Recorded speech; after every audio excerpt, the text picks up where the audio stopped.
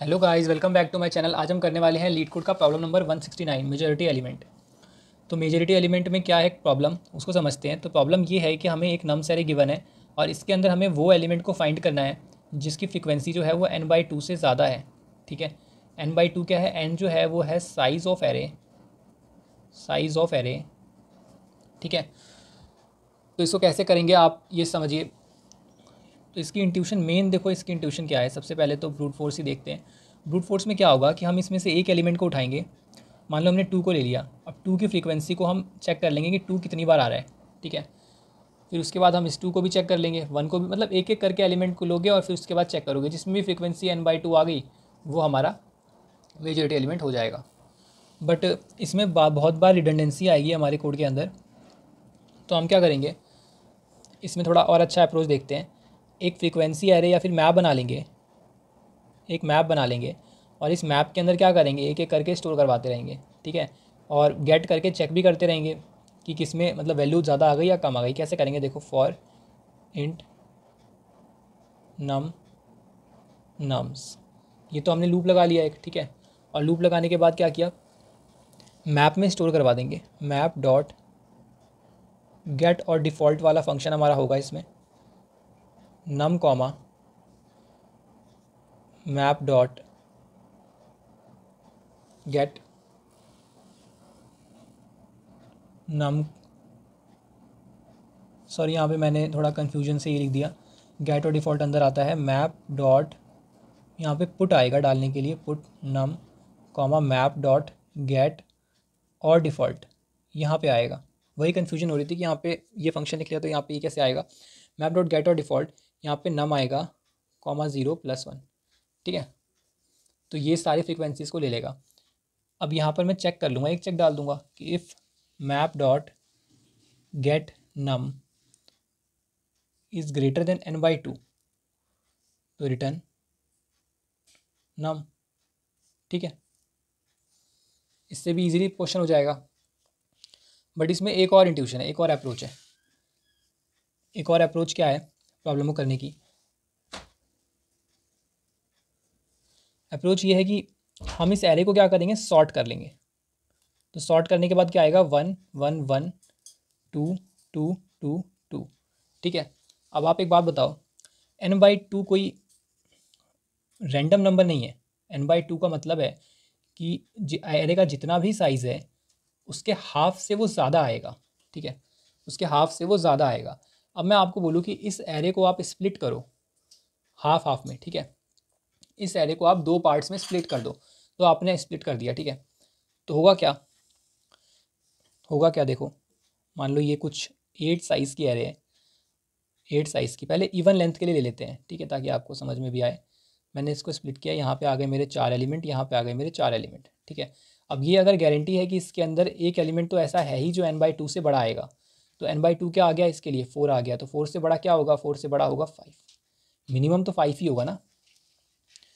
तो अगर 5 होगा तो वो क्या होगा, ये इतना पार्ट कवर करेगा। अगर मेरा मेजॉरिटी एलिमेंट इसके अंदर इधर की साइड हुआ तो, और इधर की साइड हुआ तो इतना पार्ट कवर करेगा।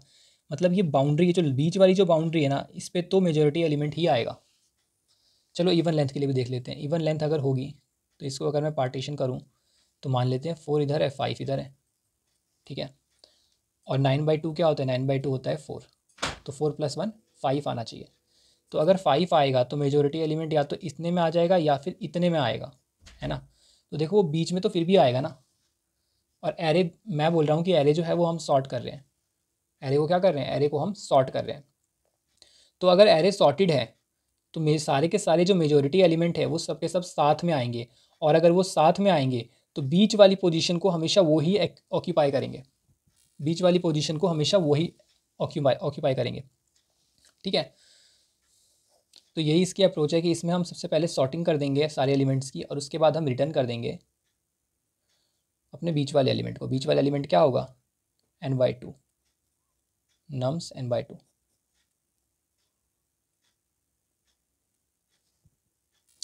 तो बात कर लेते हैं इसकी टाइम कॉम्प्लेक्सिटी की। सबसे पहले तो इसकी टाइम कॉम्प्लेक्सिटी देख लेते हैं।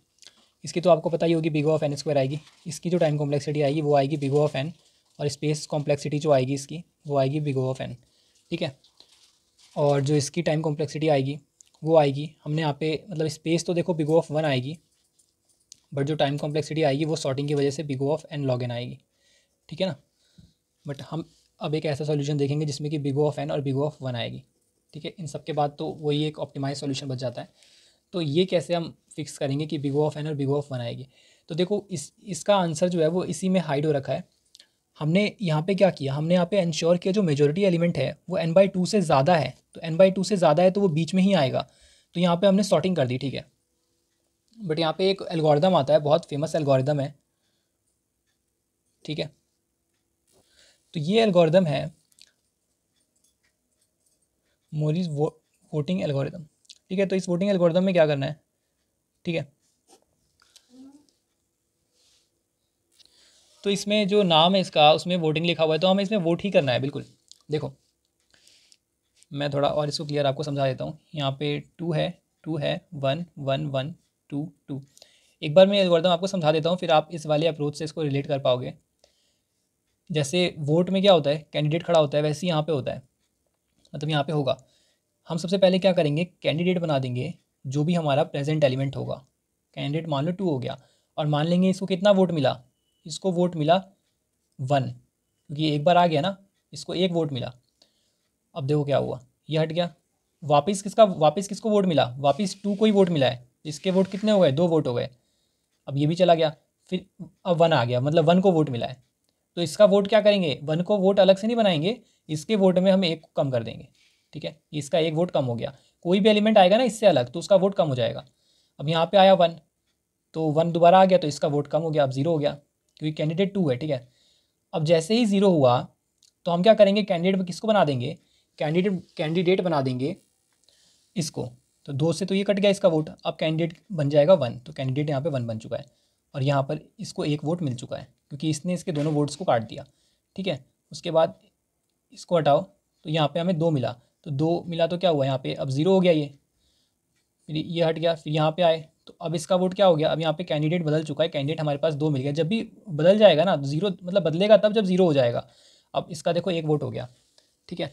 तो अब एट लास्ट जो कैंडिडेट खड़ा रहेगा एट लास्ट तक वही हमारा मेजोरिटी एलिमेंट होगा। अब इस एल्गोरिथम के पीछे क्या लॉजिक है वो आपको बहुत अच्छे से क्लियर हो गया होगा, नहीं हुआ तो मैं आपको समझाता हूँ। जो मेजोरिटी एलिमेंट होगा ना, जो n/2 से ज़्यादा होगा, होता नहीं जो लाइक देखो बहुत सारे लोग मान लो वोट में खड़े हो रखे हैं। अब सरकार किसकी बनती है, सरकार उसी की बनती है जो बहुमत में होता है। बहुमत कैसे डिसाइड होता है, जितने भी वोट्स हैं अगर उसके आधे से ज़्यादा सीटें उसको मिल जाए तो वो गवर्नमेंट पार्टी बना लेती है, मतलब वो गवर्नमेंट अपना बना लेती है, ठीक है।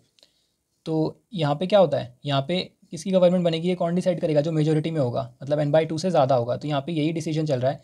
जब भी यहाँ पे कोई और आएगा, किसी और को वोट मिलेगा, तो हम क्या करेंगे, कैंडिडेट वाले के अकाउंट को हटा देंगे। जैसे ही कैंडिडेट के वोट, करंट कैंडिडेट के जैसे ही वोट 0 होंगे तो हम आगे चल के कैंडिडेट बदल देंगे, ठीक है।